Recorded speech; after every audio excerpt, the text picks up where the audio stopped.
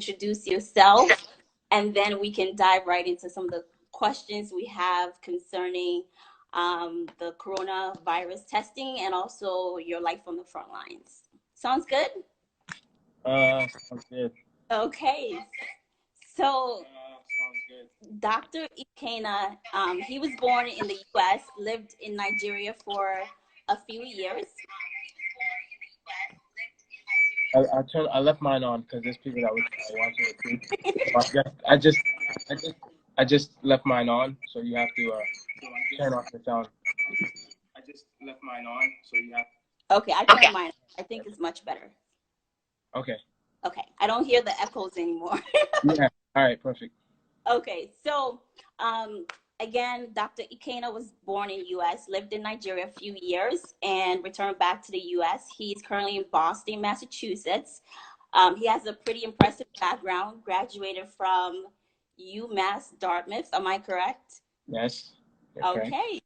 All right. And one of the things we saw on Dr. Ikenna's platform on Facebook, he actually has a quote. It says, you can't be diamond without pressure. I think that's very interesting. Yeah. It is. Who you are. I think that's a very nice description of what you quoted.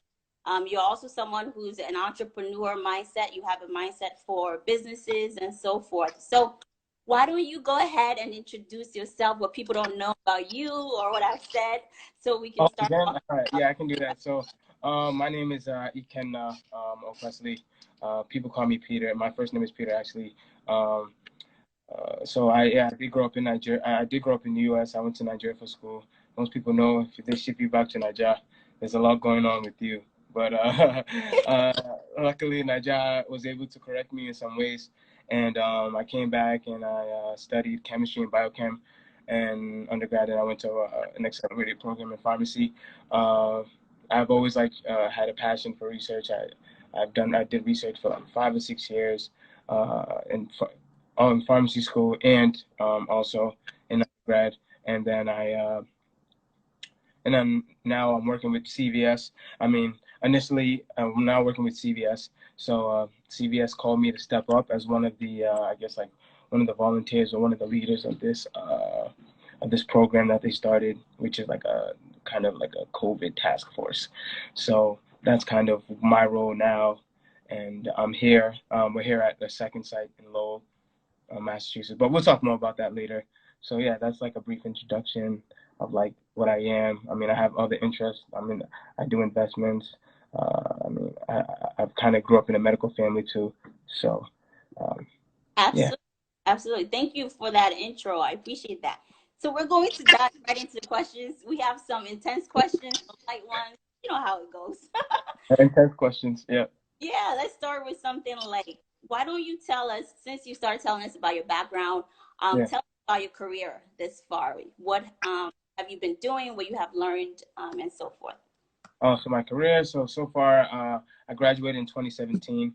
I started out kind of rough, really. Like I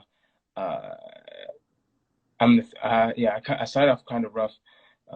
I graduated, then I took some time off. It took me some time to pass my board exam. I don't know if it was because I was unfocused, all these, but when you finally get there, you get there. So I was able to overcome it.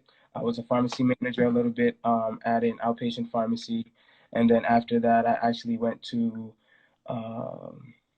I went to work for my dad. Actually owns an independent pharmacy as well, and Awesome. yeah, Awesome. Where? in Rosendale.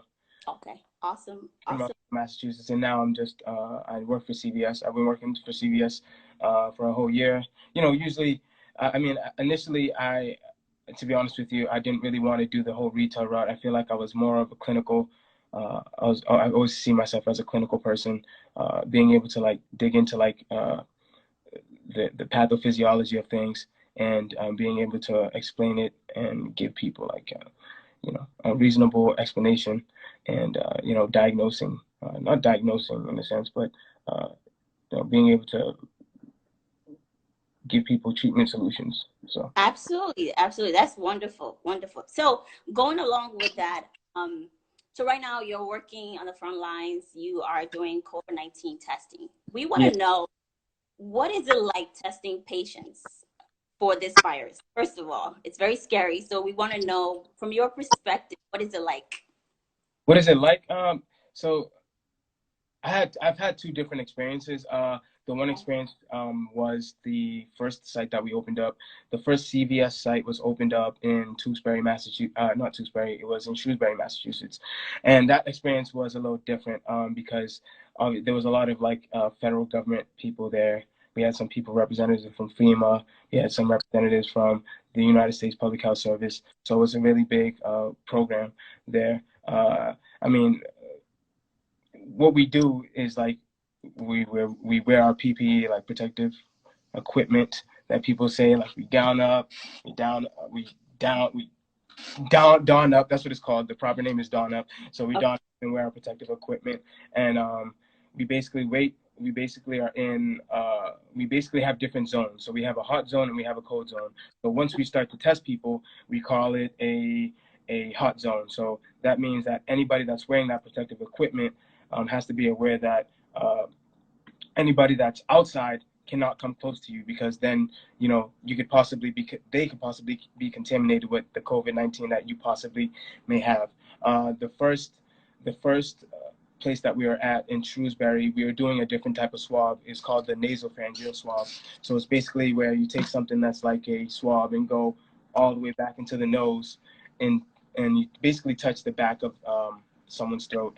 So Oh, basically scrape the back of someone's throat in order to get the proper specimen to test. And usually you probably go, if this pencil was an indication, you probably go about this far in. So most yeah. people can't. So most people can't handle that. So basically, we would down up and we put our hand in their car. As our cars Right. would come in, people would stay in their car, and then we'd go into their nose and Wow. basically administer the swab ourselves. Um, and then we would pack everything up, and then we would send it to the diagnostic, to Quest Diagnostic Labs. So that's Quest Diagnostic was the primary agency dealing with the testing for us, and that was probably like a 50, about 2 to 3 day turnover, so 48 to 72 hour turnover for that test, which is good too. People like that test. Yeah, so. Oh, wow. Very, very interesting. I was just about to ask you a follow-up question about the procedure, and you kind of explained some of it. Yeah. So I guess we're curious, how does it typically work? Is it like one person with a patient, or is it like assembly line? How is it set up? Oh, so now it's a little different, because so what I explained to you was what we used to do previously, where we just bring one car at a time. If there was Okay. multiple people in the car, we would have a number of people that were donned up, and then we would go and we would do the nasal swab in for each individual person. Now it's different. Now that we're at our new site in Massachusetts, there's no federal government people here. It's now specifically only for Massachusetts members. The way we do it is, so you want to know how it works, correct? Yeah. This is a little different. This is a self-administered swab. This is where self-administered. So the car basically comes in. We have 4 different lanes, and we have 4 different labs. We have four Mm-hmm. different lanes, and we have 4 different labs. So in those separate lanes, and we have somebody that does the swab or explains the swab. So they basically say, hey, you need to put this in your nose, and you don't have to go as far back as before. You just have to pretty much, like the last swab, you would have to go this deep. Now we Yeah. would do half of that. So we pretty much are swabbing inside your nose about an inch. So the car comes under the tent, and we give the patient the nasal swab. They swab their nose. After they swab their nose, they give it back to us. Then we go into the other tents in the lab, and that's where do we do what we call the sample testing, and that's where we use the Abbott. You know Abbott, right? So Abbott came out with the 15-minute COVID-19 detection instrument. Uh-huh. So we're also in the lab doing that, and that's actually it's a pretty accurate test. Okay. We do about if you have a positive sample, it pops up in like 3 minutes. Wow. A negative sample pops up in about 15 minutes. So your total wait time there is it's not very long, but the process is long. So that's what That's what makes it really difficult. The long waiting times, because it takes 2 hours to drive up, go under the tent. Once you're finally under the tent and get your results, you have to send your specimen to the lab, as I explained, and then you have people entering your information in the computer. Then somebody will give you a call, and then they'll bring your results to your vehicle. So that's usually how it works in a nutshell. Wow. Thank you. Thank you for that. That's very thorough. Thank you. Very interesting. Yeah. The testing is interesting in itself and so forth. My question for you right now at this point, we're interested to know, are there safety protocols that you have to follow to protect yourself as a person administering this? Are there safety protocols? Yeah, there are safety protocols. That's what we have our PPE. So we have our protective equipment, like I told you. So, and I can show you one of the stuff that I wear actually. Obviously, Okay. people wear their gown.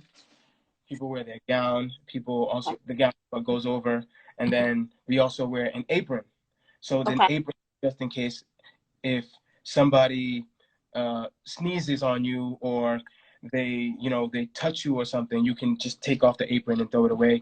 Oh, Also wear 2 pairs of gloves, and we also hand sanitize. Uh, the first, we change gloves between each patient. We hand sanitize and bleach in between each patient as well. And then we wear our face shield or your goggles, and then we wear our face mask. So we wear our face mask. Yeah. So this is called the N95. This is the respirator. So yeah, this is a respirator. So it has 2 cartridges right here. Okay. Yeah, 2 cartridges. The cartridges are able to filter out small particles, if you can see into it. So Very nice. this lasts about like 6 months. Wow. These filters, I mean, depending on your situation, because you have to be able to breathe in it. So typically, the way you wear it is, you probably won't be able to hear me, but like, I actually haven't worn this in a couple of weeks.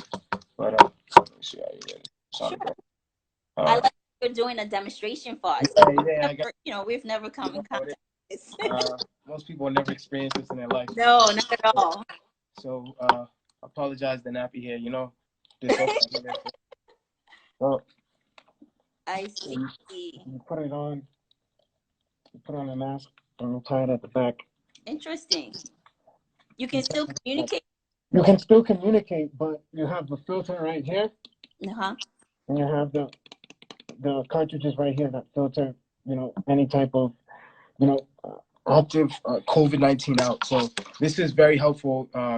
This is kind of what saved a lot of us want these, but not all of us got measured for them initially, but we all got them. So this is what's really protecting us for the most part. I mean, you can wear protective equipment, but a lot of the reason why you see people complaining about first line, we're not having enough PPEs, because if they gave all of them one of these, it would be great. But like they said, they're just wearing masks in there. Those masks don't really filter out any. Those masks don't filter out active particles of COVID. This is really something like this, or something like the N95 is what really filters out those particles. So that's kind of what you see people screaming about. Oh my God, we don't have PPE, we don't have PPE. Well, it's not because they're just complaining. It's not just about the physical barrier. It's about the ability for the COVID to penetrate, and that's what helps block it out. So this is what I do. Absolutely, absolutely. Thank you for that demonstration. It helped a lot. Now we know really how it filters some of those particles out. Yeah. So this question, we want to find out, working on the front line is, obviously you described it's very risky, right? Yeah. We understand that it comes with the territory, and we're curious to find out from you. I know your sister's on the line. What do you think that your family or your friends, how do they feel about the sacrifice that you're making in terms of putting your life at risk, in terms of doing the testing and so forth? How do they feel? Well, my mom and my dad, they're really skeptical of me like doing it. When I told them, oh, I'm going to go do the COVID testing, they were, obviously they didn't want me to go and do it, but right. I think there's this, everyone in my family's in medicine somewhere. So they expect that at some point or the other that, this is just part of what we do. we just medical people, so we know this is, like you said, this is what we signed up for. So, but me currently, I mean, I'm keeping away from my parents now. I'm even in a hotel, so luckily there's people that that took good care of it. There's people that took care of the bill, you know. But I've been in the hotel for like for 4 or 5 weeks. Awesome, awesome. That's good. Yeah. It's to have a family that's supportive and understands the position you're in, your career. Yeah. That's awesome. So another question folks are curious about, what is the turnaround for the testing? Is this something that you get immediate results, or it takes a couple of days, or? Well, the test now, the Abbott test and most of the testing centers being built now, their turnaround time is about 15 minutes. So it's 15-minute testing, right? It's not. Some people think it's from when they enter the line, that's when the testing. No, it's 15. It's a 15-minute test. So after they grab your sample, it Right. should be 15 minutes from then. But also there is a process that goes in between it. So there has to be people that enter your results in your computer. There's also people that call you to make sure that you got your results over the phone, and then Right. they bring it to your car. So there's all these levels of delivering the message. So it's not it's a fast test. I think some people are skeptical though. Don't you think? I am.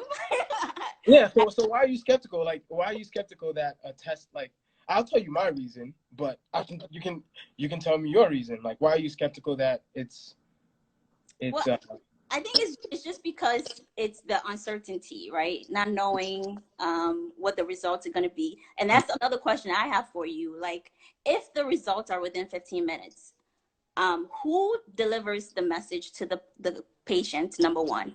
And how do you guys handle the mental and the emotional stress that comes along with being positive? Like me. Well, I'll tell you what I've experienced, right? I mean, I don't even know. It's not. I mean, no, that's a good question. So I think what the first part of that question was. Who delivers the message? Who delivers? So the person that's going to deliver is also somebody that they have to be certified. So they're probably somebody that's a pharmacy technician or a nurse practitioner that's there, or a pharmacist. Primarily, it's the pharmacist in our site that do that. So we call the patient, and surprisingly, you have very different reactions to it. So, like, let's start with the good part. Like, you say someone is negative. So people that are negative, they're like, oh my God, damn, why am I negative? Right. Because some people know that if they're positive, they can actually take 2 weeks out from work. Right. They can take 2 weeks out from work. No, this is true. Because some people know they can take 2 weeks out from work. So for them, it's like, I'm positive, and if I'm positive, I can get paid for it. So negative, some people are like, damn, why am I positive? Other people say they're negative, but they want to know more. They want to know, okay, how accurate is this test? They want to know how accurate this test is. They want to know, is there like further culture? That's the question that I got the other day. No, there's not further culture. And the test is pretty accurate. I know for any type of negative test, we have like a 95% confidence interval. So that's just a measurement in science that says we have 95% confidence that anytime we test a sample, that it's going to be negative. Right. So that's kind of what the whole. That's the usual reaction I get for negative. And then some people are like, hell yeah, yes, I'm negative. And they jump for joy. And then, when you deliver it to them, they say, thank you so much. Thank you for delivering this to me. Right. And then you have the people that are positive. You have the people that are positive. And then sometimes you start hearing them cry. Sometimes people are emotional. They cry over the phone, and you can hear it, that they're crying. I mean, like I said, some of those people are actually happy that they're positive because they can go out for work and sit out for 2 weeks and get paid for it. So it just depends. But I think there is definitely an anxiety that comes with the test. Right. The anxiety is high, and anxiety is real, and that's because it dictates a lot of what's going to happen now in the world. So now in the world you have people that are out of work, and if you're not negative or positive, if you're not negative, you're not going to be able to go back to work. You won't be able to wake up money, you won't be able to feed your family. So you being COVID-19 negative is actually a good thing. But you know, people also see the positives of it. You know, they get paid. So Right. it just depends. It just depends on who you are. But I think there's definitely a high anxiety, regardless if you're on on either side of it. There's some anxiety that is with it. Absolutely.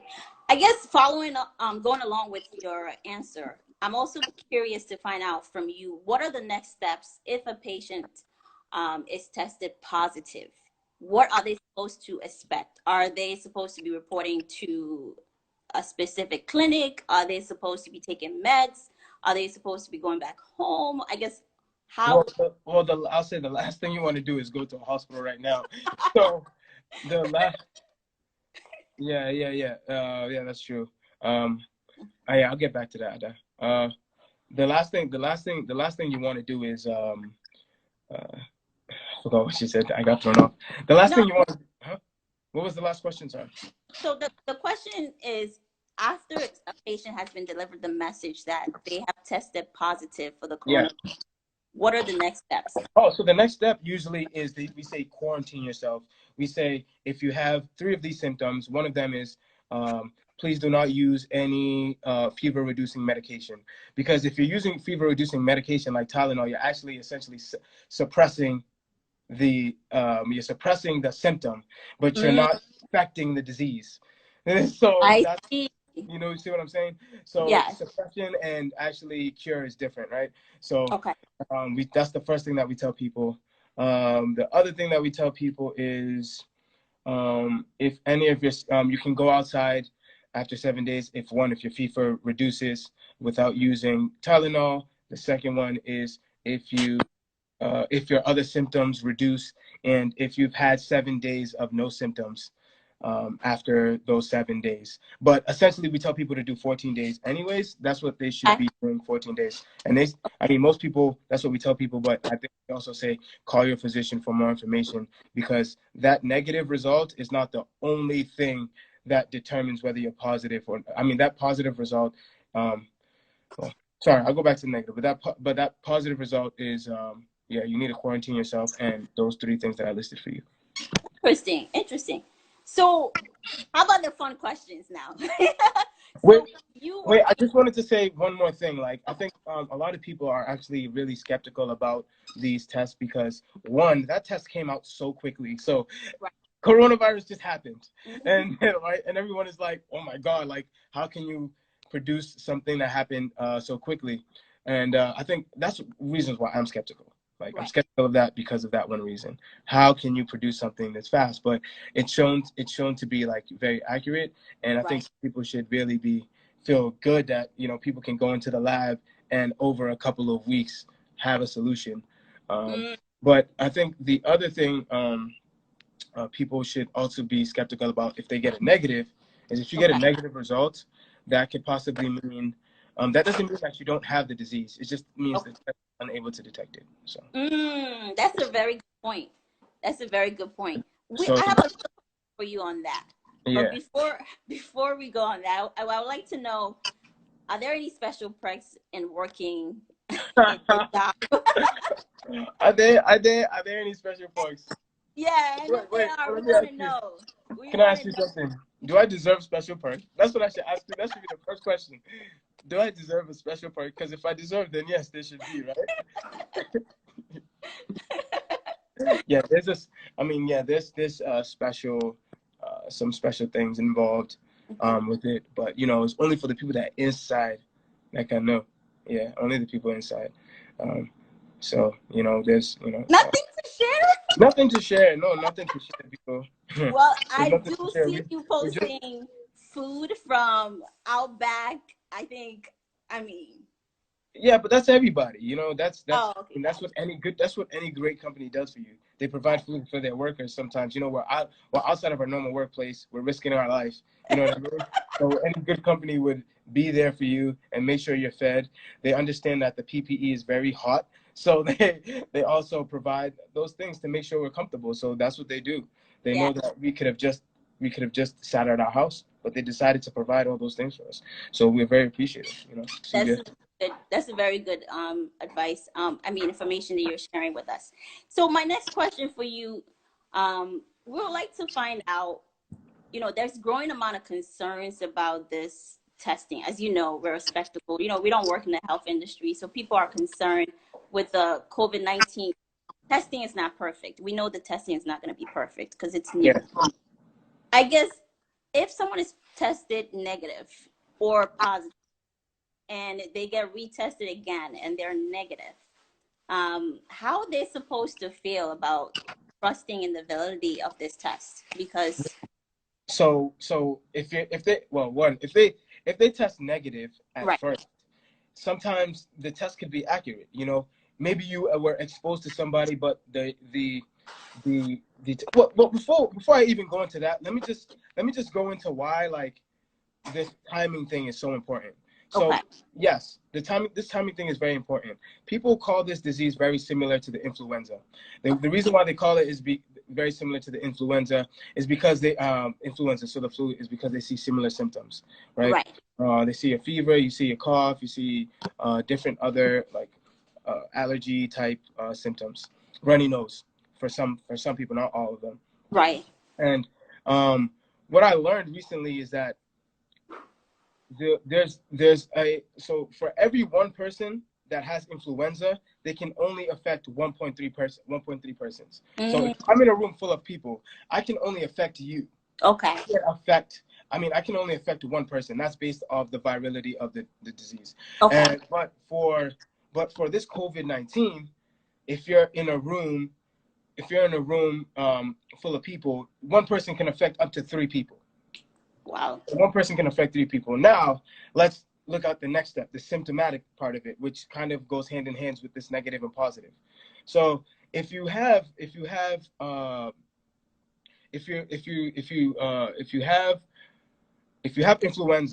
right, your symptoms show not immediately, but after 2.5 days. Okay. On average, 2.5 days, you're able to identify that this person has the sickness and they stay at home or they get away from the regular public.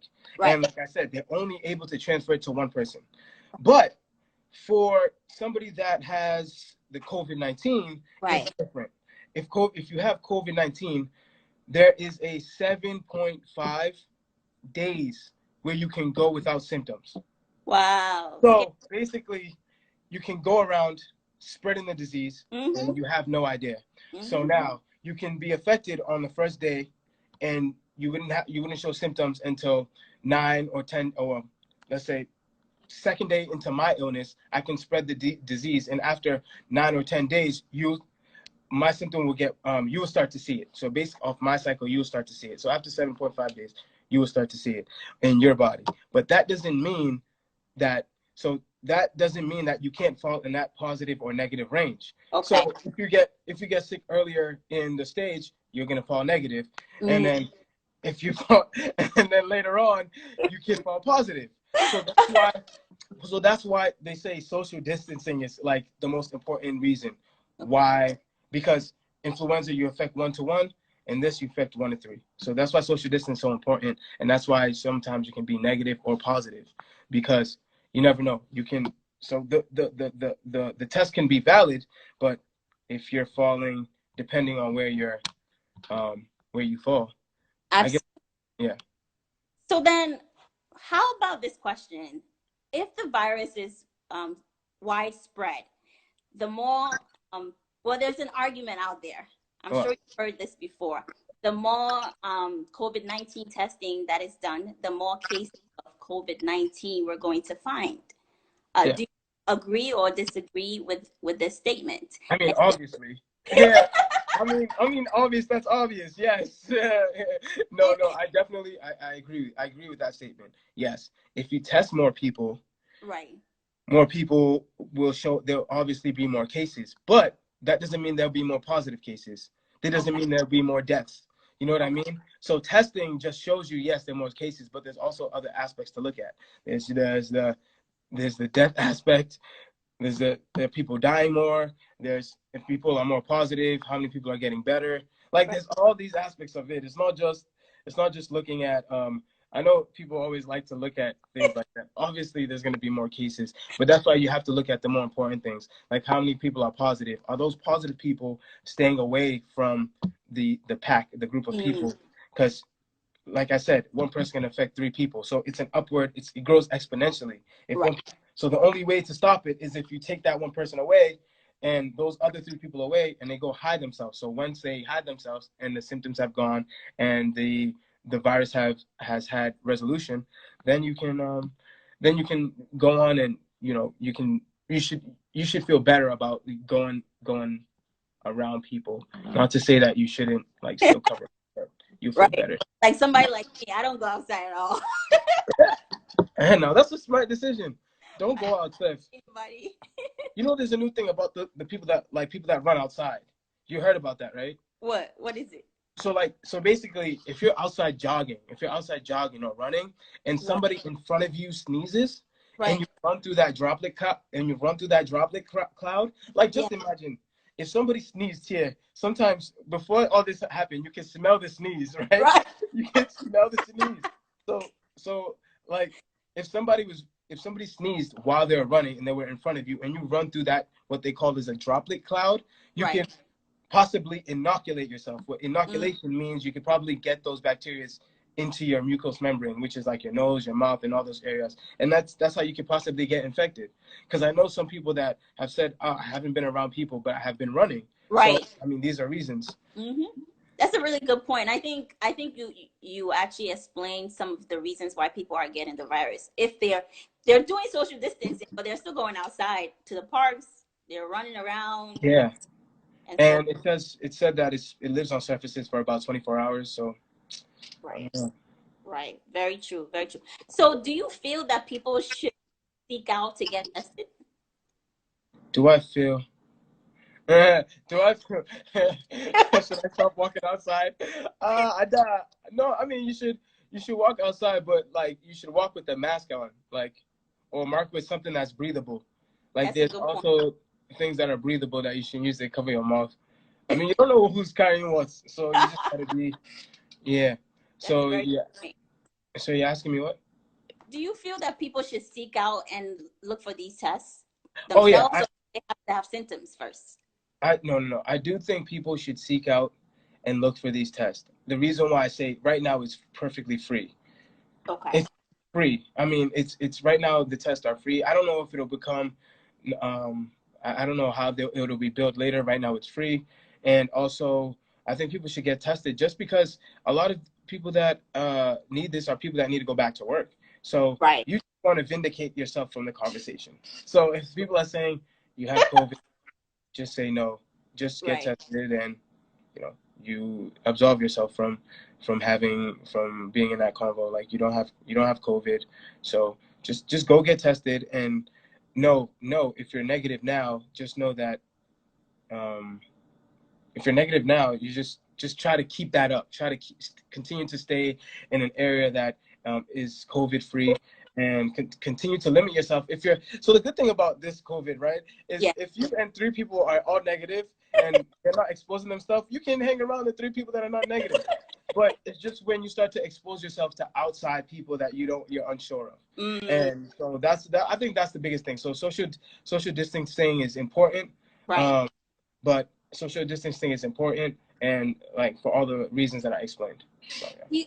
So, Dr. Ikenna, do you feel that social distance is also causing depression among a couple of people and maybe increasing suicidal rates? Do you Oh, feel there's a connection with that? I know my sister's a psychiatrist. Like, I mean, she's a psychiatrist, so I can't get this answer wrong. Okay. So, I think personally, yes, I think it's causing a lot of depression, and that's just because of a lot of people use workouts. They use getting out of the house as a way not to think of their problems. That's Like, I true. mean, this is something that somebody always says, and idle mind is the devil's workshop.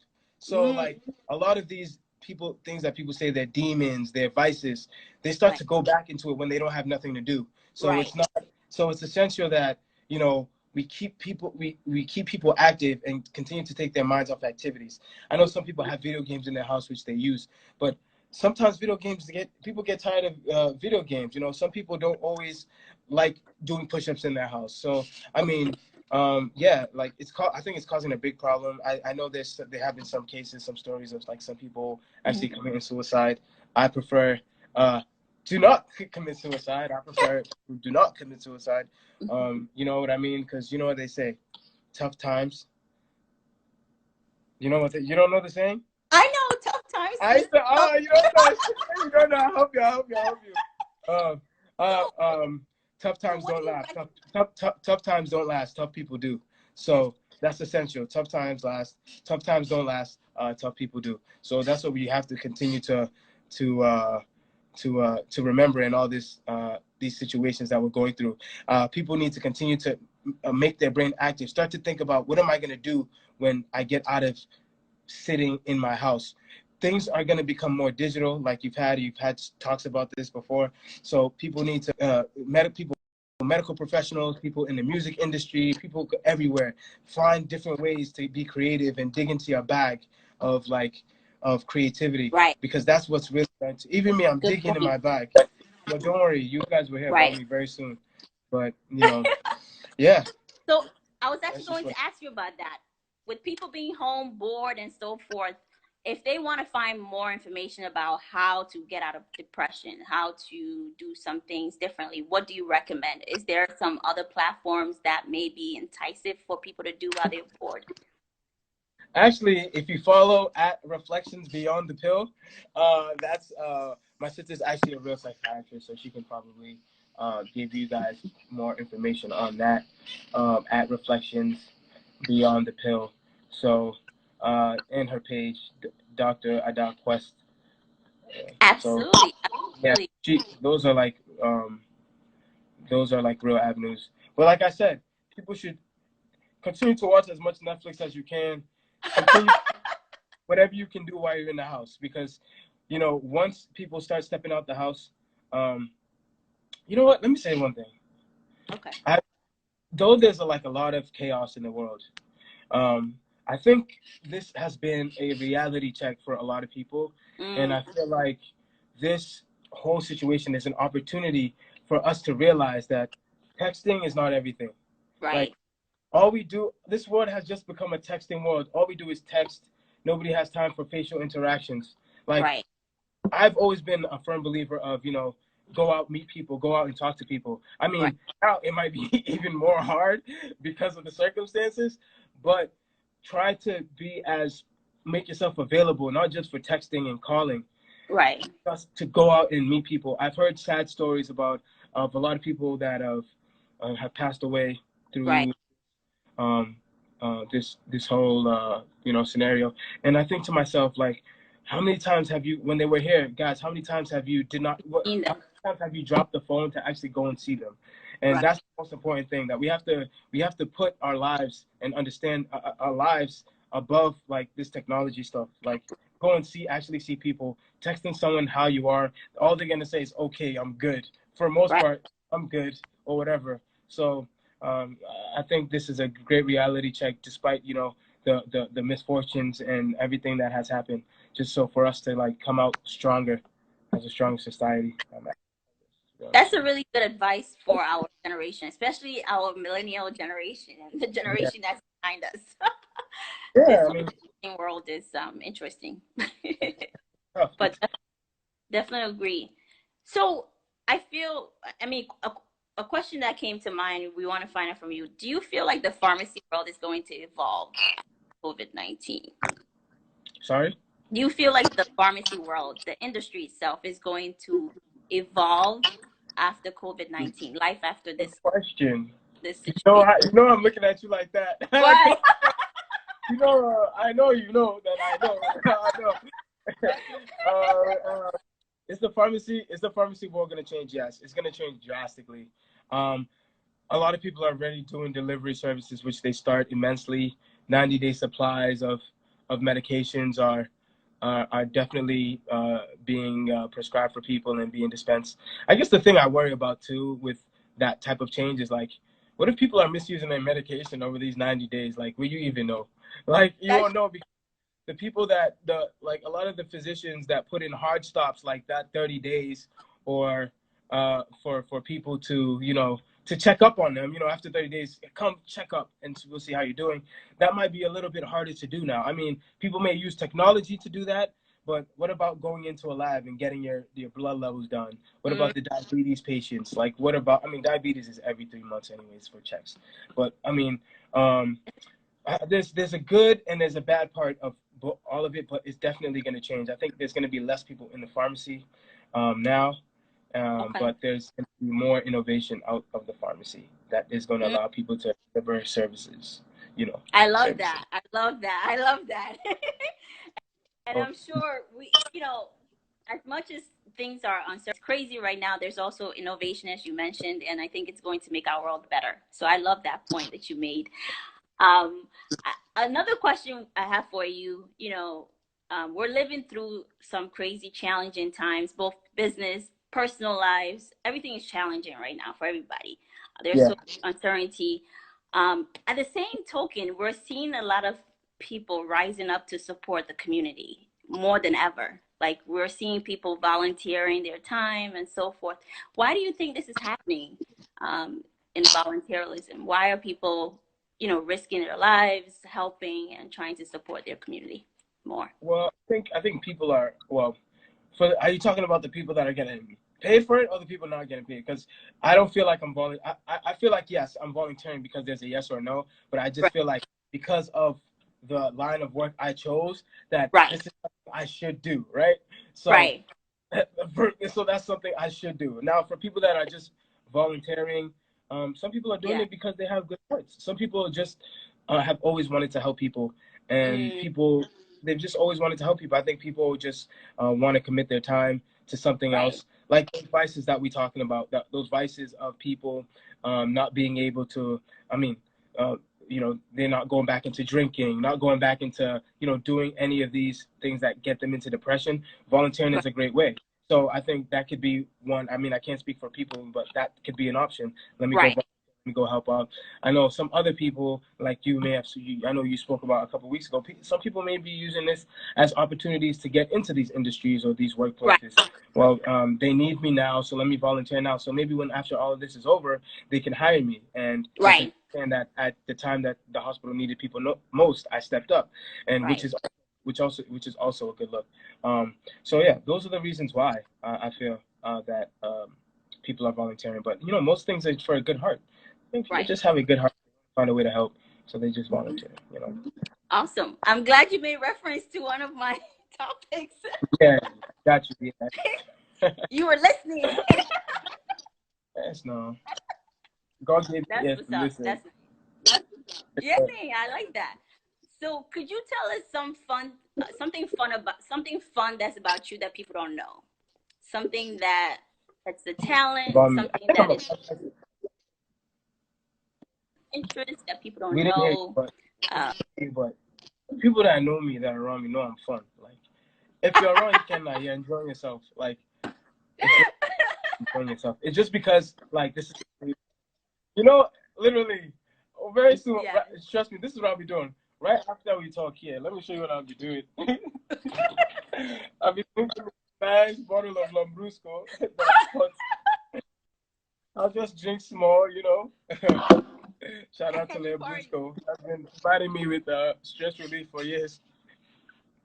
But yeah, something that's. I'm just an energetic guy. I think I bring energy to the room always. I think I'm always just a good time. I have great conversations with people. I like to collect socks. I like to collect different types of socks. That's something that I like to do. I work out when I can, but now I feel like everyone has gained 20 pounds, so it's okay. We'll go to the gym later. You know, we don't have to worry about it. We'll go to the gym. You like to dance also. You love dancing. Yeah, I like to dance. I like to dance. But I don't like put videos online. But I'm also, it's funny, I'm an extrovert, but I'm really I don't like to show myself out there like that. But you know, I guess this is a big step, stepping into bigger things and understanding that you know, people will always accept for who you are, as long as you bring your genuine self always. So Yeah, so I mean that's pretty much me in a nutshell. Yeah. Excited. Awesome. So before we wrap it up and you go there and party over there, do Yeah, you especially have any last minute advice? And I agree with your sister. You can be an introvert at sometimes. yeah. I don't like to talk to people, but I think I get my energy from being an introvert. Like I don't know if that Yeah. makes sense to you. Like uh, I just get my energy from being introvert. Like my ideas, the things I talk about when I research things, Right. I I I do it in my introverted times. But when I go out, I like to share with the world. So Right. that's kind of how it works. But yeah, I That's love good. it. That's good. So, So, any last minute advice for people who are interested in a career in pharmacy or maybe interested in doing COVID-19 testing or spectacle about going to get this test done? Any advice you have for us before you leave? so one for each. One for each. Everybody should go get COVID-19 testing. And Mm-hmm. if you're exposing yourself to COVID-19 and that person is not paying you to be exposed, and don't and you're not volunteering out of the kindness of your heart, please stay in your house because you're doing us all a favor. Right. Um, the next thing is what was the other thing? People that want to join pharmacy. I mean, I think pharmacy is a great industry, but like I tell people all the time, this may be disappointing to my other pharmacy people, but I feel like pharmacy is advancing, which Okay. it took a big step in this whole process. Like only nurse practitioners and physicians were able to do the nasal pharyngeal swab, but because of Right. this whole process and CVS being on the front lines and being advocates for their pharmacists, pharmacists are now able to do nasal pharyngeal swabs. So this is like Which a is new. awesome. So over the last month, that's the new thing that happened. We weren't able to do nasal pharyngeal swabs, but that's a step in the right direction. Um, also, I would also tell people to um, that pharmacy is kind of getting saturated right now. That's just the honest fact about it. So, and I Right. to deal with the saturation, you may have to find another industry. Like go, that's just the honest truth about it. Because you don't want to. Right now, Right. there's so many schools right now. There's so many schools so many pharmacy schools out there. They're actually pumping out so more pharmacy schools than they are um, than they are positions for pharmacy. I mean, Right. at one point, there was the need for all the pharmacists, but now pharmacists are used in different ways, and there's a lot of machines that are replacing retail pharmacists. But Right. the clinical pharmacist, if you're going down a different road, if you're trying to be a clinical pharmacist as a clinician, looking at drug interactions and providing tiers of different medication for patients to use, then yes, I would say yes, go do that. But also, if you're going into the industry, like the pharmaceutical industry, you want to be like a medical science liaison, like educate people about different medications, and also speaking to doctors about the different breakthroughs in medications. Yes, that's a great avenue to go to. But if you're trying to do the retail thing, I don't think Right. it's the best option. I don't think it's the best option. I So see. yeah, you just or evolve yourself, become a pharmacist, and do something different. Right. Like I'm learning how to code now, so I'm learning how to code. I've been learning for a couple of weeks, so that's how I'm advancing myself. And I'm kind of doing this, obviously, this testing thing. So it's great for me, and um, that's kind of what my advice is. Awesome. Well, thank you so much. It's been a pleasure talking to you, Dr. Ikenna. You've shared so much words of wisdom and insights in terms of the COVID-19 testing on the front lines. We appreciate your time and your energy and so forth. So, thank you. I appreciate your time, and we shall do this again.